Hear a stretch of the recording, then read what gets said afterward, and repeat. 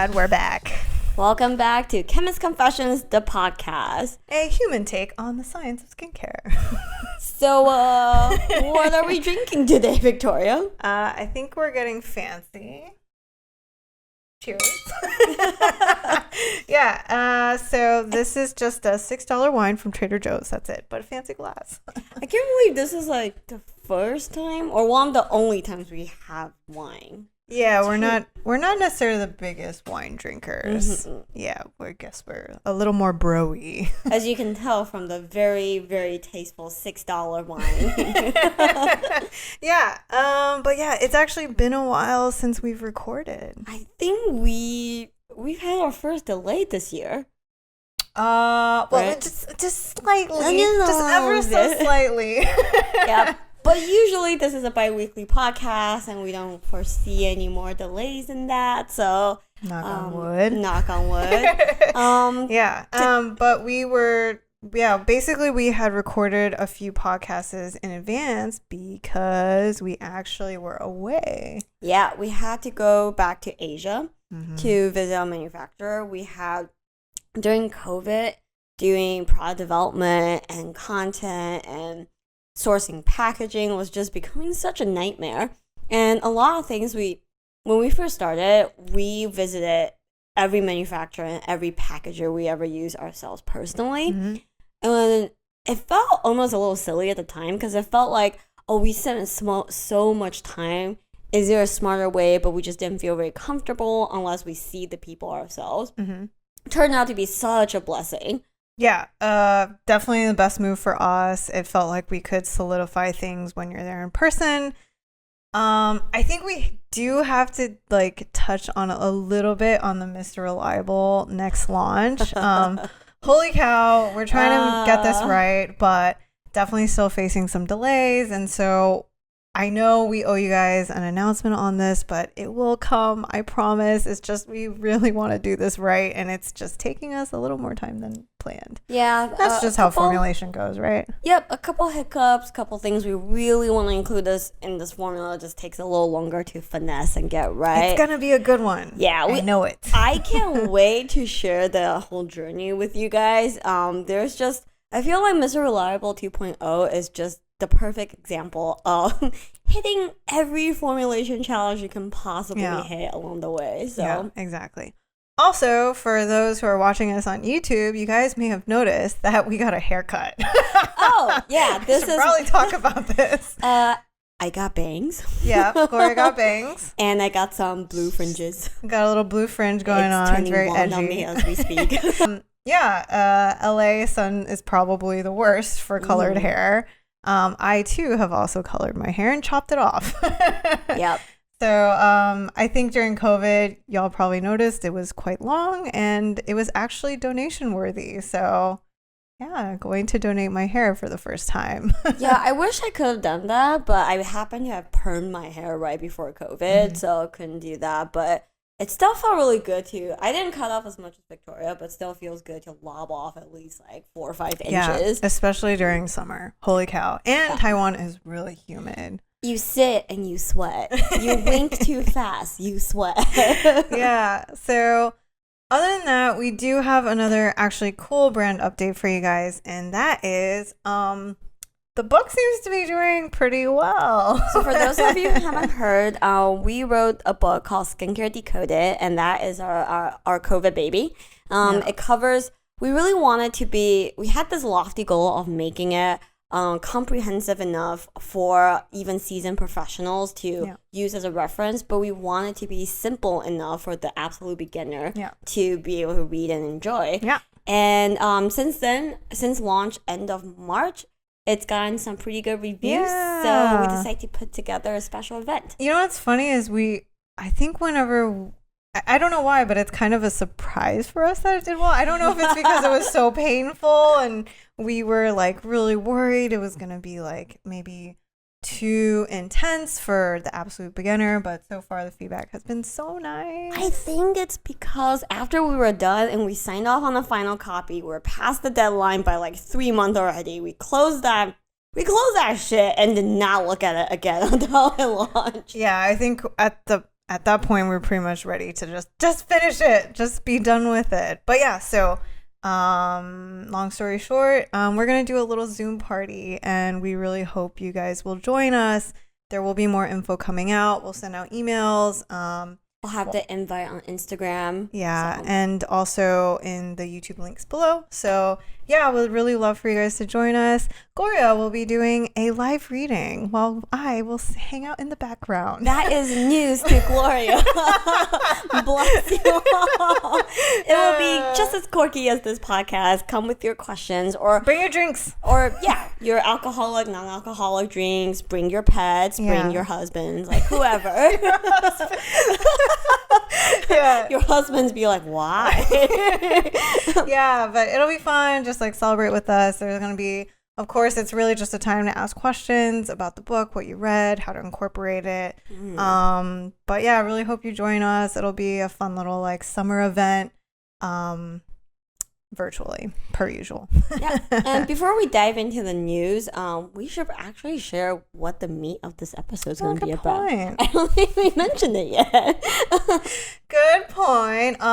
Yeah. So of course, moving along with things, dealing with summer. Probably one of the biggest active categories to focus on is antioxidants. All that sunshine, all that free radicals. All that photo damage. Yeah, so we're going to try to make this not about ascorbic acid. This is about all the other antioxidants that you hear about and whether or not it's worthy of giving a shot.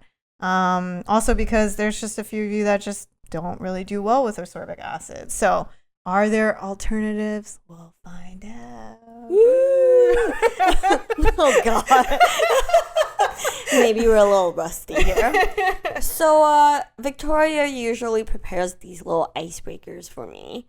So, today I have prepared an icebreaker, kind of, sort of, for Victoria. Terrified. So, Victoria, what's Uncle Roger's favorite skincare ingredient? Uncle Roger loves MSG. That too, but he also loves hyaluronic acid. Oh my God. That's it. That was AJ, my shout. who helps us edit this podcast, may just edit this out for his own life. This is not. He will probably decide that this is not relevant of his good work. He's like, oh my God, my portfolio is ruined. My future looks dim. When did you think of this? It was like a shower thought. On the flight back to the US, I want to think of like an icebreaker. I'm bad at activities. Let's come up with jokes and puns. You know, skincare jokes have not really been a thing, so I think you're onto something here. Oh my God, Skincare Decoded 2 is just going to be all jokes. Oh God. All right. Anyway, and with that note, shall we do the news? Yes, in the news. All right. So probably one of the first things that we have to talk about, and we're a little late on, is hydroquinone.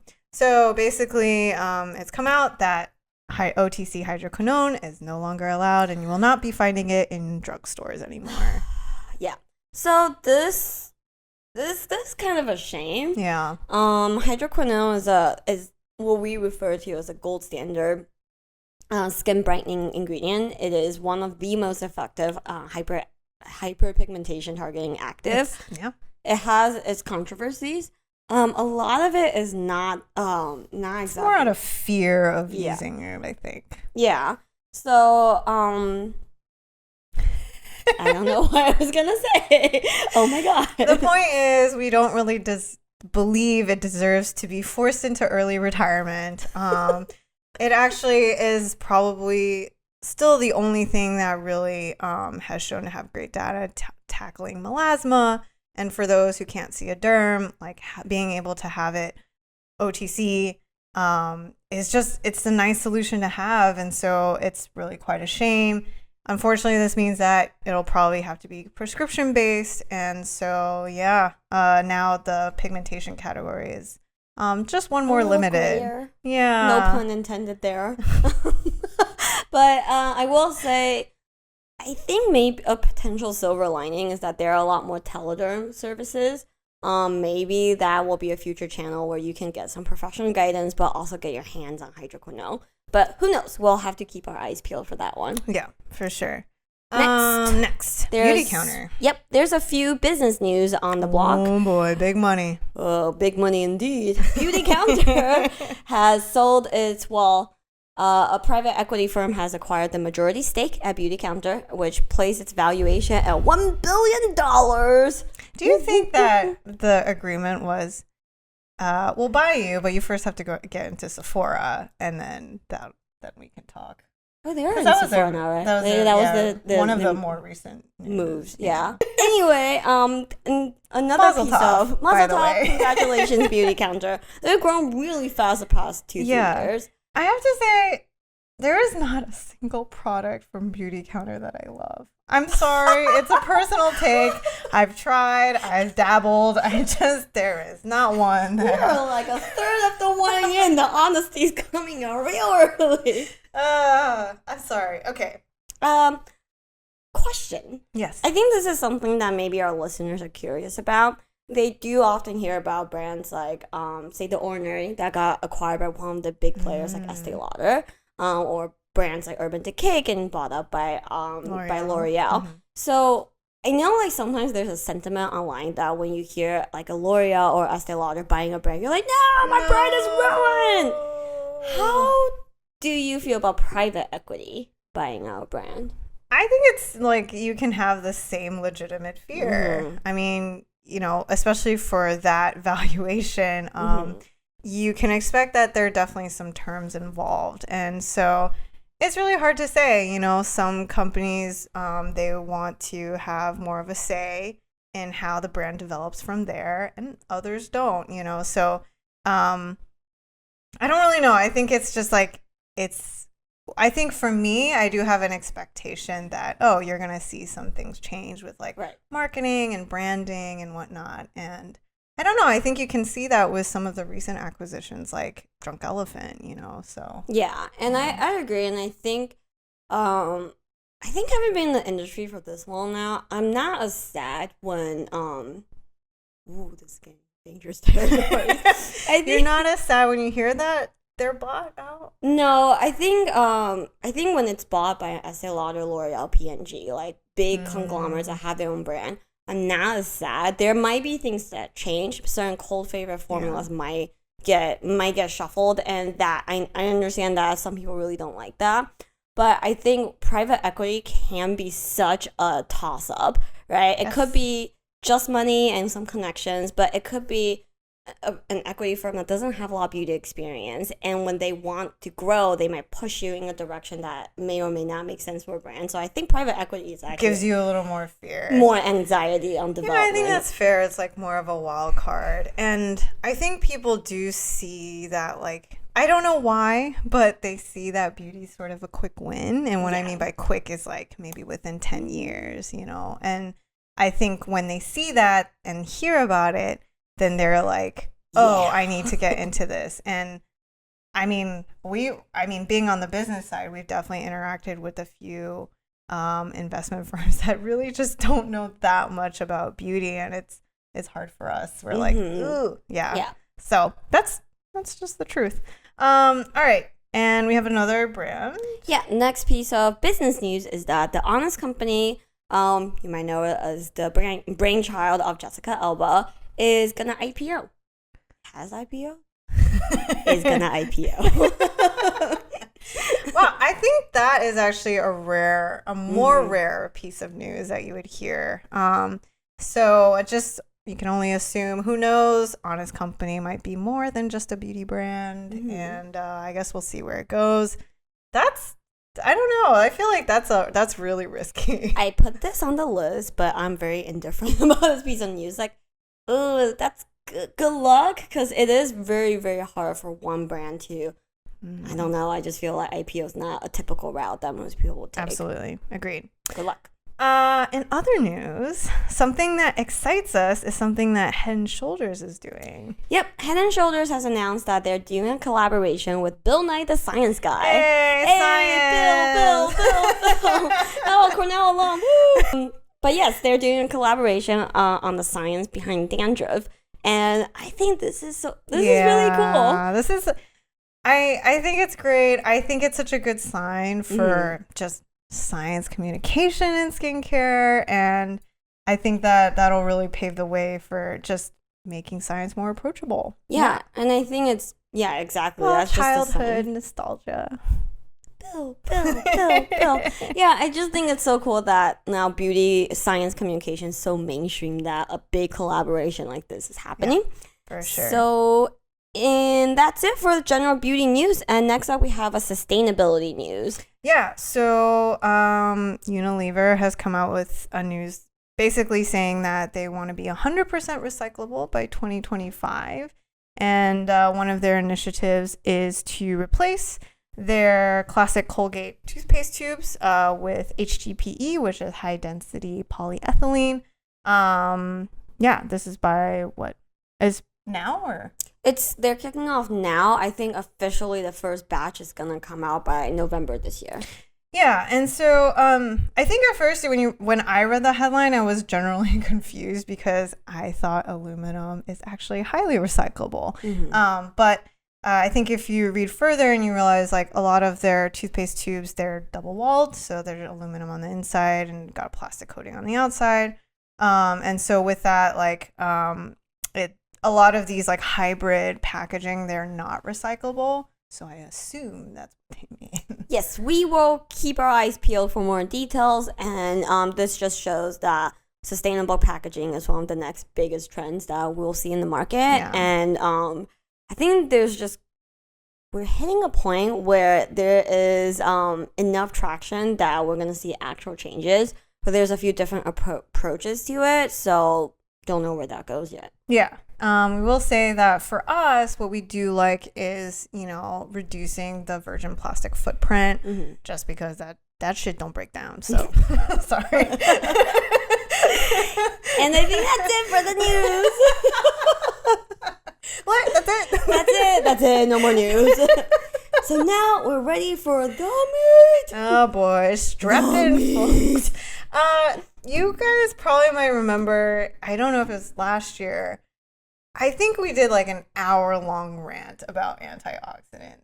I don't know if you remember. It might have been an Instagram whole series. I don't even remember. I feel like that's a quarterly occurrence because I'm pretty sure a couple episodes ago we had one very short antioxidant rant. Yeah. And then we had an episode on last year. And so here is this quarter's antioxidant rant. Yeah. And so before we get into the actives, probably the best thing, or the one thing we have to remind you guys of, is that antioxidants is another Wild Wild West category. Talk about just really caters to all the trendy nutritional supplement ingredients. This is where the food industry and nutrition gets very incestuous with beauty industry.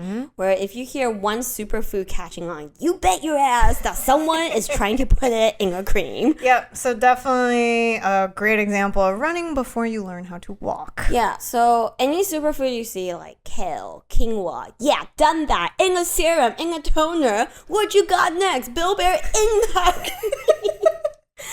Acai. She's losing it. She's losing it. Goji berry done. So because of that, everything under the sun sounds like an antioxidant or gets labeled and claimed as an antioxidant. But it turns out that to actually prove that it's an antioxidant for your skin, it is a long and arduous road. Yeah. So this is just to be warned.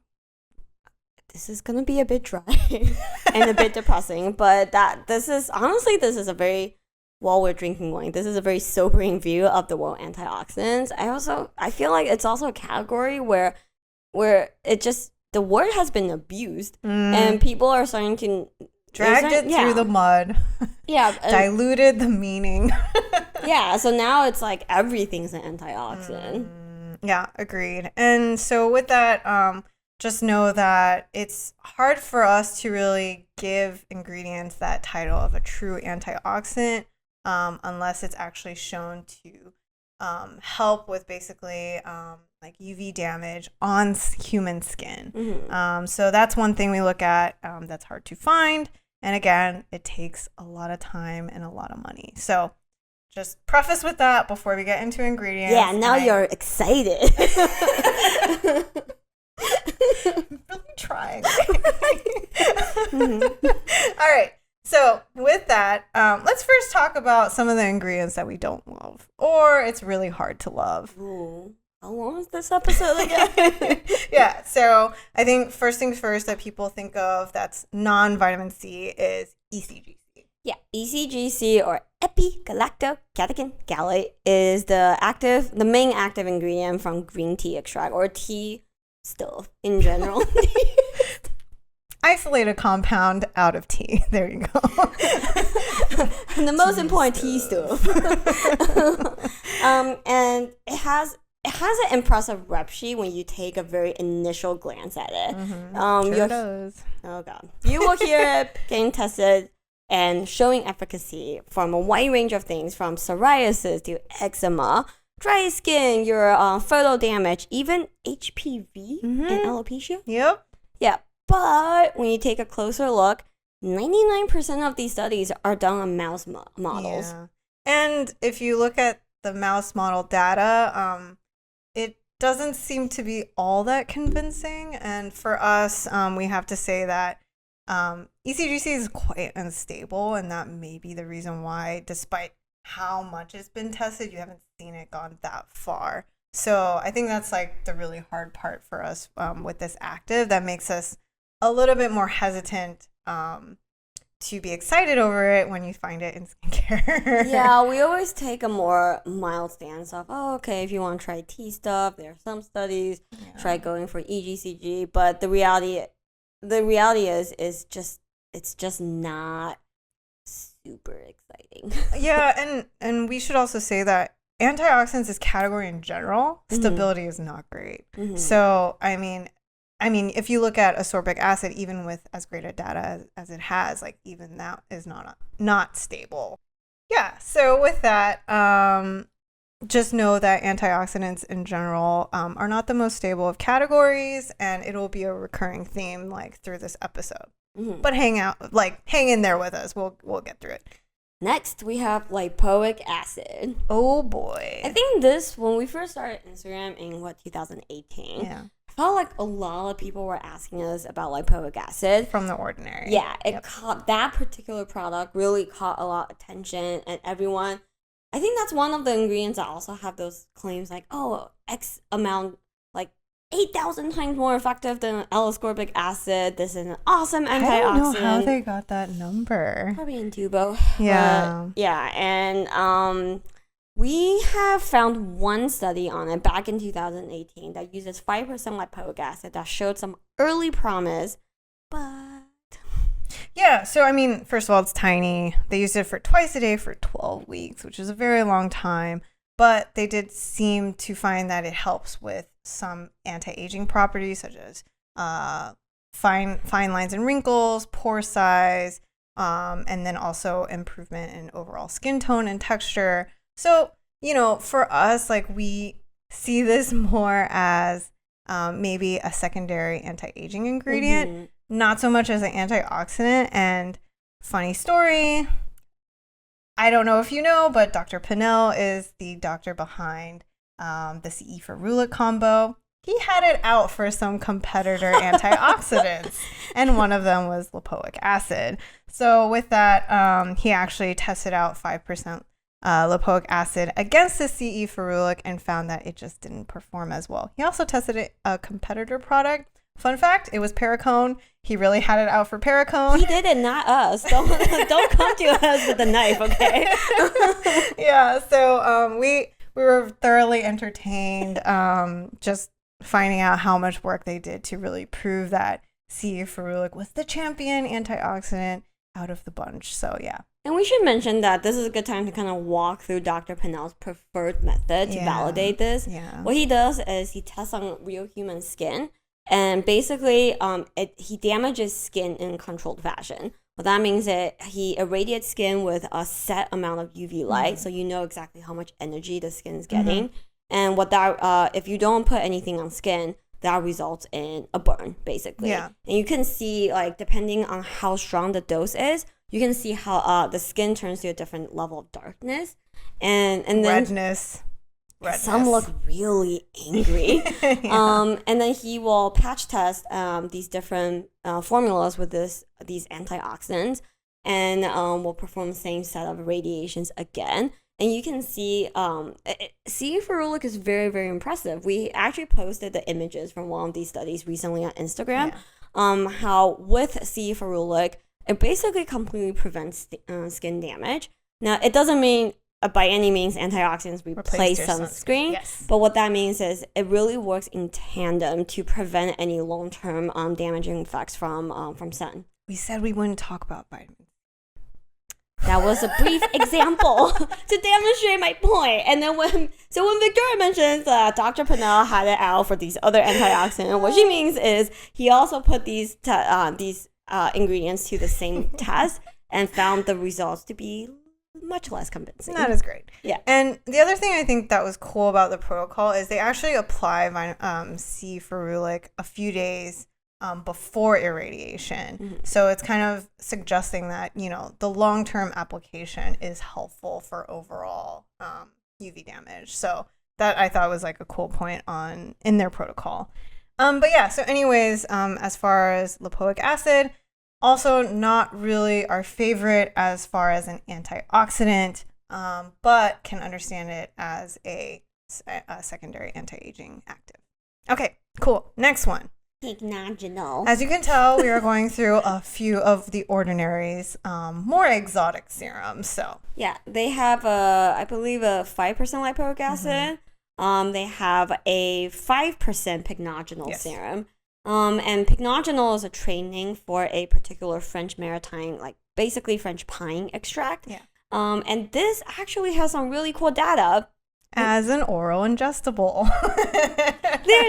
So when Victoria did a lot of the research for this episode, and basically every ingredient we wanted to talk about had a big fat asterisk around it. Yeah. And the asterisk around pycnogenol it's mostly not used topically. Yeah, so this one's hard for us to, first of all, it's going to be hard for us to really talk about in skincare, but the data as an oral ingestible is actually pretty cool. They test it for skin barrier health, they test it for whitening, they test it for overall anti-aging, and even UV protection.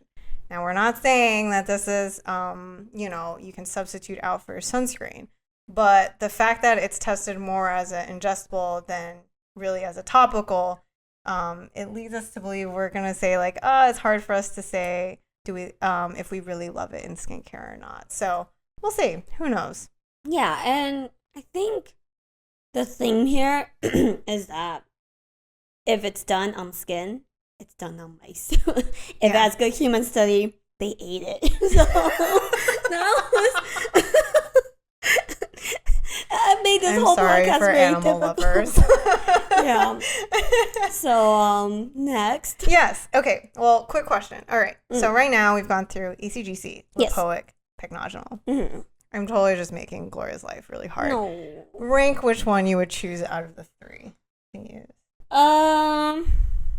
I would go for pycnogenol. I think ECGC or green tea stuff in general, it's been done for so long. Yeah. And we always mention that, hey, interest is what sparks a lot of studies. Yeah. Kind of like CBD and all things hemp. That trend has been going on for a while now. We always say, hey, if you want to try it, go for it. But we don't know any of the data yet. The data is ongoing. It's being tested. And we're expecting to see a bunch of that results soon. Same thing for green tea. Green tea craze probably started in the, I want to say 90s, early 2000s. Yep. It goes from drinking, supplements, and topical.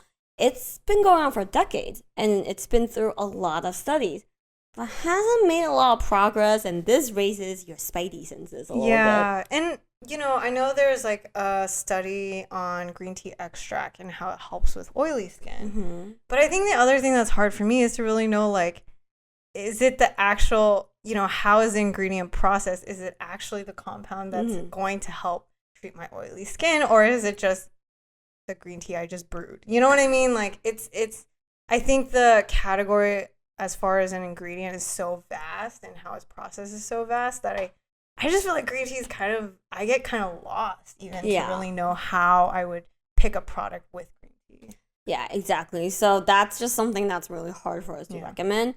Lipoic acid has the opposite problem on green tea. It's relatively new to skincare. So it has some promising early data, even though not necessarily as an antioxidant, but it has shown some promising skin benefits. All 2 papers on it. So that's also really hard for us to say, yeah, get it, do it. So for the reason why I chose pycnogenol is even though there isn't a lot of, now this might get a little subjective, but even though there isn't a lot of topical data, it's got great oral data, and you can get it from the ordinary at relatively cheap, and it's at 5%, which is a lot higher than what would be typically used, which is probably in the 0.5 to 1% range. Yeah. So you can easily dilute it and like kind of test it out before investing too much time and money. The other thing too is I think lipoic and ECGC, their stability has me so worried that I don't really. First of all, with lipoic acid in the ordinary, it's in pure solvent. I just don't think that's the best way to care of an antioxidant. So yeah, it doesn't really excite me to want to try that one. Whereas, the plant extract I think fares a better chance. Yeah. All right. Next. Last one in the category that we don't really love, ubiquinone, CoQ10. CoQ10. Yeah. This is found in skin. It's actually part of your skin's very natural antioxidant defense system. So I think the positioning is always like, it kind of replenishes your skin's natural antioxidant defense system. But does it work, Victoria? Does it? Well, does it? Yeah, so I tried really hard to find actual helpful data and came up with zilch. And the other thing, too, is that, what do you know? Dr. Pinnell strikes again. Dr. Pinnell is back with the bazooka. Yeah, so he, too, wants to compare CoQ10 along with, it's called idebenone.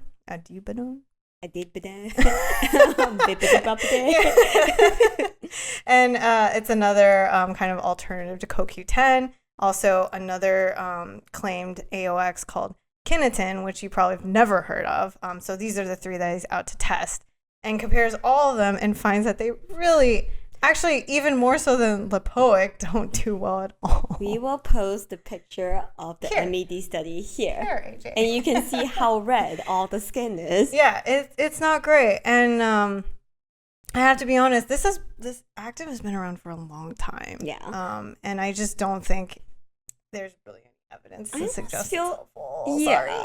Yeah, I almost feel like CoQ10 is turning into one of those words that it's starting to not mean anything. Yeah. Like, this has CoQ10.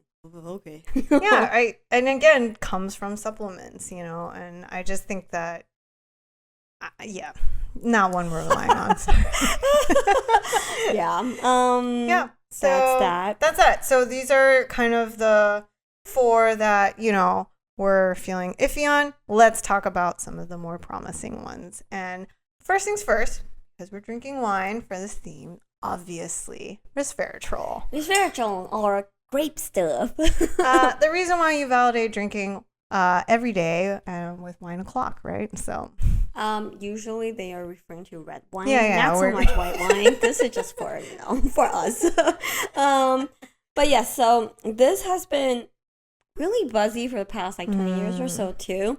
Also started out as maybe ingestibles, and it has also been done in a lot of topical studies. We reference the SkinCeuticals resveratrol BE quite often because it's one of the coolest clinical studies you'll find that uses resveratrol. Yep. And so ultimately, the only issue with this active is that it's very expensive. Resveratrol BE is like what, $150? $150. Yeah, not cheap. Yeah. And the other thing is that it doesn't like being in formulas very much. So usually the sad thing is you'll probably only find it at like this is definitely one of those classic like cat sneeze worthy actives. So again, if you can find one that actually shares the percentages of resveratrol, that's the best way to take advantage of this active. So there are very few products on the market that will have that. One being the SkinCeuticals C ferulic. SkinCeuticals resveratrol BE. The other one is the Ordinary. It has a 3% resveratrol. That one we feel a little iffy about. It might be an okay product for you to try to dilute and try out. It's at a whopping 3%, which sounds awesome on paper. But first of all, you don't need 3%. And secondly, the other 97% is a single solvent, just in propane diol. Sorry, I'm so close to talking about this Ordinary solvent issue. Okay, we're going to get through this. All right. Yeah. And with that, let's move on to baicalin. Baicalin. This one has TCM, or traditional Chinese medicine origins. This is pretty unique. You'll usually only find it in L'Oreal brands like SkinCeuticals as well as La Roche-Posay. Yeah, truly proprietary to L'Oreal products. So if you do a Google search, you'll find that a lot of it is truly only in vivo mouse models that show that it does help in reducing photoaging with UVB damage. The other thing we can tell you, being on the other side, is we do really like how it works with sunscreen. So with that, we think that this is actually a great AOX to have, and a great kind of bonus when you buy LRP sunscreens is baicalin plus their sunscreen. This one. Yeah, so that's another one that we think is worth giving a shot. And then another one that was actually more surprising to us is the Uke 134. And Gloria, are we going to try to actually say this ingredient name? Uke 134 is an Estee Lauder proprietary molecule, and it is ethyl bis imino methyl glycol manganese chloride. Yep. It's a mouthful, and you'll probably see it run along here. Yeah, so this one, we actually got quite a bit of questions about UK 134. When it first came out and launched from The Ordinary. Yeah. And so the cool thing is this is actually one that has been heavily researched by Estee Lauder. Kind of makes sense how The Ordinary also uses it too. But anyways. Yes. But anyway, so Estee Lauder has actually done a pretty in-depth study testing it anywhere between 0.05% to 0.1%. So this is one of those actives that you don't need a lot of to see if it actually does help reduce lipid peroxides in the skin, which is a very rare study to find. So the cool thing is that they did find that it does help minimize these basically free radicals that are occurring in your skin, even at the 0.05%. So we do really like this active. But again, big asterisk here, there is kind of a catch. Yeah, it's really hard for us to give a solid product recommendation for this one. So you will find this in Estee Lauder's own Estee Lauder Daywear Antioxidants 72-Hour Hydration Sorbet Cream Broad Spectrum SPF 15. That poor marketer that has to figure out a way to put that name on a box. Goddamn. All the poor influencers that have to work with them, and they have to be like, oh my god, this product changed my life. And if you want to change your life, just look for Estee Lauder Daywear Antioxidants 72-Hour Hydration Sorbet Cream Broad Spectrum SPF 15. It is also in the La Mer Radiant Serum. No joy. Sorry. Yeah, so two kind of pricey products. Yeah, that it's also it's in The Ordinary's own Uke 134 serum. And so I think for us it's hard to suggest what product to go off. Yeah, so with the Estee Lauder Day Cream and La Mer, obviously it's very, very expensive. And I don't think, at least I didn't see any clinicals done on those two products specifically, so it's hard to comment on it. But for The Ordinary, it's used at 0.1%, which is on the upper echelon of how much you're supposed to use. Yeah. But the other 99.9% of the formula is, again, propane diol. I can't take it. Okay, can we first talk about this? Okay, I don't think we've we eventually will probably do a whole dedicated ordinary review, but we really struggle with this single solvent formula because not only is it very lazy, but the other thing is you're compromising on texture. You're also not really, it doesn't give us a lot of confidence that the way it penetrates, the way it handles in that solvent, is just the greatest format. Yeah, propanediol is a closely related cousin to propylene glycol. And it's a very common solvent, and it's a solvent stabilizer in skincare. We ourselves use it. But not at 99%. Yes. So concentration is really key here. Yeah. It's in most formulas. If you see it listed in any of your cream serums, it's most likely in there at 10% or under, and most likely 5% or under. Yeah. So when you have anything at 99%, you're not helping texture. You're potentially inviting irritation because 99% of anything can be just a higher risk of irritation. And lastly, I really feel like it just, like Victoria mentioned, a lot of antioxidants aren't stable. So it doesn't have any vitamin E's. It doesn't have any other things, any structure around it. So nothing to help stabilize and further improve its shelf life. Yeah. And I think compared to the resveratrol one, let's say you want to try resveratrol. Resveratrol is effective at, say, 0.5 to 1%. The ordinary resveratrol has 3%. So you can argue that, okay, you can add a drop or dilute it into another product to kind of test it out. Yeah. But the EUK product there's so much solvent. I have no idea how you would even begin to incorporate this. Yeah. And also, like, even if you just add a drop to your, serum or moisturizer, unfortunately, because the active is so low, your dilution is quite high. So, in terms of, are you actually getting the right amount? Probably not. So this is where we really struggle with some of the ordinary products. We always say it's kind of a great way to even just understand how these actives might work for your skin, but it's just not our favorite. I'm sorry. This is probably going to bring a lot of hate. Yeah, but yeah. Yeah. So with that, all right. So just to sum up, we really like, we think resveratrol is a great active, baicalin, UC134. So those are the three that you can consider if you are looking for a CE ferulic alternative. Mm-hmm. Yeah. Is that it? Yes. Was that the takeaway? Yes. Is there another? Yes. And we will say, even though we gave all the reasons, this is where the science is at. Not gonna sugarcoat it. But if you want to try it, these ingredients are still much, much better than just like, a superoxidant. Blueberry extract. Yeah, exactly. just any antioxidant serum that says, oh, I have the first dewdrop on this flower antioxidant, because you will see a lot of that as well. Also, like, I hate to say it, but a lot of plant face oils, they like to claim antioxidant because they use these blends of plants that may or may not be supplements. And I think face oils, for me, I have a hard time with because they do end up claiming like, oh, it has antioxidant properties. I'm like, no. Yeah, exactly. So even the ones that ended up on our hate list, like ECGC, lipoic acid, pycnogenol, you have a better chance with these than just any bumfuck antioxidant claim out there. Just the reality of it. Yeah, cool.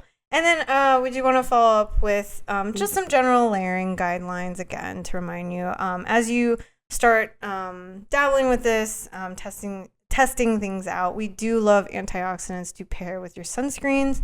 Luckily, most of these are going to be water-based, so that should be a good place for it. But yeah, anything else, Gloria, we should add? Nope. Cool. All right. I think it's time for the fun part. Thanks for sticking with us through this painful antioxidant journey. Write to us if you have questions. I'm sure. If only it'll get better. Sometimes some of you will notice that we don't address some of the buzziest topics out there, and usually because we have to be bad news bearers, and that's not Yeah. And sometimes you just want to try. You get it. We're not going to be Debbie Downers. Yeah, so okay. Cool. Moving on. All right. It's time to break it up. Break it up. Please break it up. Break it up. All right, it's animal fun fact time. And today it's my turn. Yay. What do you have? Today we're talking about the Adelie Penguin. The cute little black and white ones? Yes, sir. Got that classic tuxedo look. It's definitely on the small side. Classic penguin, eats krill and fish. Also, I actually found out, did you ever wonder how penguins get their fresh water? They actually don't get a lot of water, right. And so they actually have glands that help them kind of process the salt. And they excrete so they can highly concentrated salt. Oh, so they can drink seawater. I believe so. And also the krill is lower in salt content. So a lot of their moisture sometimes they get from food. That's actually, I never even thought that's about. A great question. I never thought about that. Yeah. But also, fun fact. That's not why I'm highlighting it today. Today, I'd like to shout out to the Adelie Penguin because the females have been found to mate with males that aren't actually their partners. I see. And in return, they take stones from the male's nest. Wait, what? They mark their conquest? No. Huh. They're prostitutes. Oh! Yeah, so it's gonna be 3 rocks, darling. That's actually exactly it. So they'll purposely mate with males that are not their partner to actually take their stones for their own nest. And so it's actually been documented, just a fun fact, that one male had actually lost 62 stones. Man, you have a problem. See a therapist. Actually, from one sexual encounter. Oh, he's in love. So never mind. I'm sorry. That's like a high class lady. Oh, this guy's got a particular taste. Yeah. So I just, that's actually it. It's very quick. I just thought it was great to shout out to Adelie Penguin. Oh my God. Now I have this inappropriate image of a female Adelie Penguin showing off her wares a bit. So what it be, hon? I see you got the stones over there. It's gonna cost you 2 stones. The more you think about it, the price is only gonna go up. Oh God. I believe we have ruined animals for most people. But otherwise, adorable. But I will say one of the saddest animal videos I've ever seen on YouTube. Because I don't think these are Adelie penguins. I think it was an emperor penguin. But is it the kids?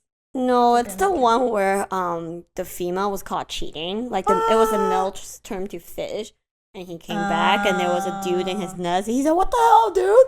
And so the 2 males got in a huge fight, and the original dude who got cheated on lost. So the video literally showed him crying, like kind of howling for the female's attention, and the female's like, "Damn, you lost, bro." And then went to the other male. It was the saddest thing. And then the guy who got cheated on just had to waddle off. But, penguins have relationship problems too. Heartbreaking. Yeah. Anyway. All right. Why is this whole episode not uplifting? Hey, yo. I was thinking, like, more power to the woman. She gonna get her stone. I'm gonna get my stone. Oh, God. All right. So, obviously, this is our first episode back, but it's time for some Q&A. Yay. All right. So this is a question we've actually recently got with all the sunscreen questions going on out there.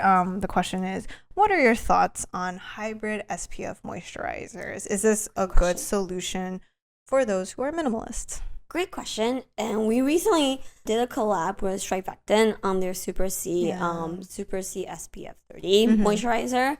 The thing is with any hybrid SPF moisturizer, it can be a little subjective and boils down to the texture. That is, before you get into the moisturizing benefits or the antioxidant benefits, whatever hybrid benefits is claiming, the most important thing is still texture. Yeah, totally agree.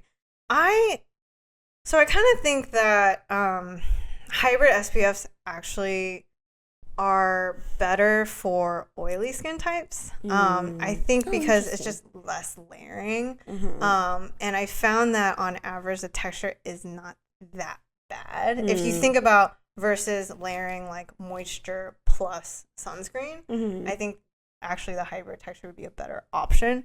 Obviously, there's definitely some caveats to this, but yeah, that's my kind of like theory on this. That's a really good point because I realized that I have dry skin. I should have brought my beanie. But I'm very indifferent about hybrid SPF. Yeah. I don't even think about it as a hybrid SPF. For me, it's still just if I like the texture, I'll use it. But you're definitely layering. I'm still layering. Yeah. Regardless of what SPF I use, I'm still layering. Oh, also, you're gonna think this is really random. I have a tinfoil hat theory. Ooh, we forgot it today, but we're gonna. Okay. My crazy tinfoil hat theory is about mineral sunscreen. I think the reason why they're so draggy is why their protection is better because you can only get so far rubbing the texture. So you have to apply a ton to feel like you have actually applied it all over your face. That's my tinfoil hat theory. I don't like it. It's probably true, but I don't like it. I know. It totally does not excuse the horrible texture, but I have found that I've been testing a lot of minerals, and that drag makes me put on so much more than need be. To demonstrate Victoria's point, during our trip back to Taiwan, I have acquired this this Adelie sunscreen. They have a whole line under this branding. They're definitely a new rising Japanese sunscreen brand. I think they're gaining a lot of traction here, and it's also very, very popular in Asia locally.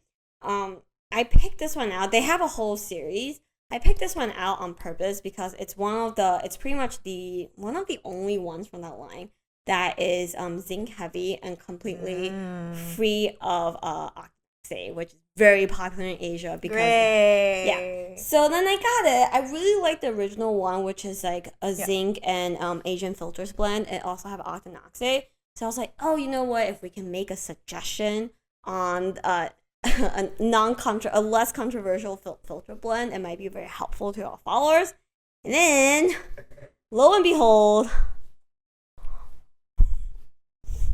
it is very, very difficult to spread. Wow. I am not a very tan person. No. I am pretty tan in Asian standards, shocking. But it is hard to get it to go in. And like Victoria said, as you rub, it starts to get draggier and draggier. So you don't got a lot of time to rub it in. Yeah. Yep. So then it just sets, and it does feel very filmy. I will say the dry down and everything else on this is I still think it's pleasant. But it's just the nature of it. It just starts to drag, and you have to use a lot more formula to spread it over your face. I'm more appalled by how whitening it is. It is very white. I'm not even gonna try putting this on my face. For those of you listening, consider checking out the YouTube video around the 50-minute mark to see how white it is. Yeah, I'm not even gonna try. Yikes. Yeah. So. Well, there you go. So anyways, that was like where I was like, oh, well, it definitely does make people put like way more of it on your face. It's true, because usually we preach that you do have to apply more than you think. But a lot of times, especially if I'm not going anywhere serious, I am guilty of just putting on just enough to cover and I get like a sheer film. Yeah, I mean, I do have to think about it if I'm like trying to be better with it. So this is probably enough for me to cover my whole face. I don't have a huge face for most formulas, but this is only enough for half face for me, which means I'm actually probably applying sunscreen right. There you go. All right, cool. Also, let's go over, someone asked about best practices for layering sunscreen. Cool. Anyways, for layering, we would rather you do moisturizer sunscreen than do sunscreen foundation, just because generally sunscreen foundation, they both can use a lot of powders, they use silicones, they use gelling agents. A lot of these things can all add up to pilling. Yeah. So we find that moisturizer moisturizer and then sunscreen, moisturizer and then sunscreen on top, you have a better chance of not causing pilling. So that's where, we would say, obviously with sunscreen, you want it to be your last step in your skincare routine. And then if you absolutely have to apply foundation, please leave enough time for your sunscreen to absorb and set up and then apply the foundation. But if you do see any sort of kind of weirdness happening, the balling up, you see that your foundation isn't sitting quite right, it most likely means there's an incompatibility issue, and we recommend you probably need to change out something. So so that would be our general best practices on layering. Yep. Yeah. And then finally, my question for Gloria is... no. I've asked her so many questions, hard questions. All right, so I had you rank all of the kind of like not so great antioxidants. Let's say C. ferulic is wiped off the planet. You can't get it anymore. There's no ascorbic acid to be had. What the heck are you going to do? In terms of antioxidants. Just wither into a raisin. Just all the sunscreen. Yes. I think for me, I go with an antioxidant. Vitamin C derivative. This is a bit of a cheating answer because. Also, Gloria, you look like a geisha. You're so pale. So white. I know, and I am not tan by any means. You're so pale. Anyways, go on. Yes, I will use a vitamin C derivative because a lot of vitamin C derivatives has some study on whether or not it converts to L-ascorbic acid in the skin. Well, this is just one aspect of it, but it does tell me that it does more than. Yes. That's kind of cheating. But I have to say, just like the amount of data that a lot of these derivatives have is already more than most. I was gonna say cockatoo plum. Wait, you would use cockatoo plum? I'm just kidding. This is a moment, guys. I shoved my face in a cockatoo plum. Okay. To be fair, no cockatoo plum for Gloria. But yeah, so I totally agree. I think the amount of data just for any one of these vitamin C derivatives is actually a lot more than what's going on with some of these antioxidants. I've made it to clinicals, and a lot of times I think what we didn't mention is sometimes they don't actually make it to any sort of antioxidant lipid peroxidation study, but they look for things like UV damage, things like they look for things that are associated with UV damage, such as pigmentation. And so those are kind of some general good signs that it can be helpful. But again, I agree. This is kind of a worst case scenario. There's no C. ferulic to be had. I think that's a great way to go. I think in conclusion, a lot of the ingredients we touch on today is if you can if you can use a C. ferulic in your routine, they might not hurt as a supplement, but they're just not must-haves. If your skin can't tolerate vitamin C of any sort, then maybe these are good options. As we mentioned, even the ones that we are like kind of in about based on the data and evidence, they're still better than just random like trendy extract you're gonna find. Yeah, and also like skincare is, it's fun to dabble in it, and there's nothing wrong with trying it out for yourself. And if you do, please let us know. So yeah. I think that's it. That's it. We made it through antioxidants. Yay. Let us know what are we talking about next? Let us know what we should talk about next. There's a few topics that we said we are going to talk about and we haven't yet. And TBD. We definitely have a sunscreens part 2 in the works. But that'll probably be we're still gathering some tests we want to do, so we'll see. But otherwise, let us know in the comments. And hopefully this was helpful to you guys. If you guys have any questions, you know where to find us. Please write to us. Otherwise, hope you enjoyed the episode. Bye, guys.